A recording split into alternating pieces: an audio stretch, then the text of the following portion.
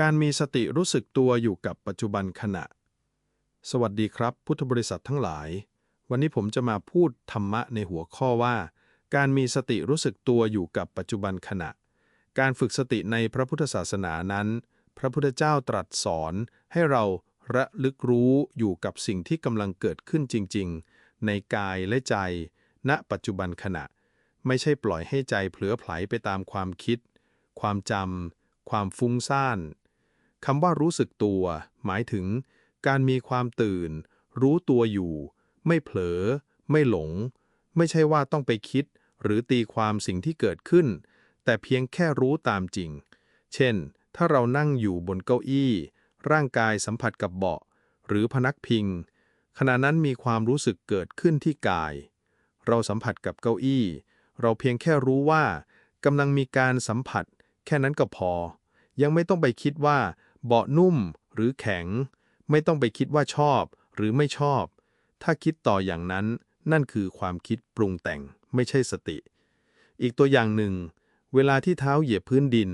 เรารู้สึกได้ว่ามีแรงกดมีการสัมผัสเราเพียงแค่รู้เฉยๆว่ากำลังสัมผัสถ้าไปคิดต่อว่าเย็นร้อนหยาบละเอียดอันนั้นคือความคิดเกิดแล้วไม่ใช่การรู้เฉยๆอยู่กับปัจจุบันขณะการรู้เฉยๆนี่แหละคือหัวใจของการมีสติอยู่กับปัจจุบันขณะเป็นการรู้โดยไม่เอาความคิดเข้าไปแทรกไม่ใส่ความเห็นไม่ปรุงแต่งเพียงแต่สะสมการรู้สึกตัวเฉยให้มากทุกครั้งที่เรารู้สึกตัวเฉยๆนั่นแหละคือการสะสมสติท่านลองสังเกตดูนะครับเวลาเรารู้สึกหายใจเข้าหายใจออกถ้าเรารู้เฉยๆว่ามีลมหายใจเข้า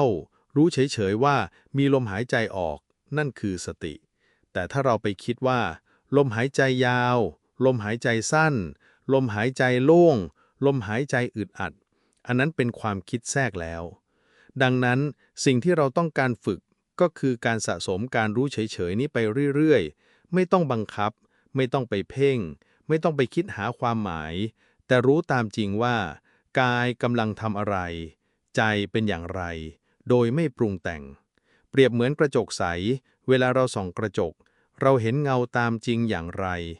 กระจกก็สะท้อนอย่างนั้นไม่ไปเพิ่มไม่ไปลดไม่ไปปรับแต่งสิ่งที่เราฝึกสติก็เหมือนกัน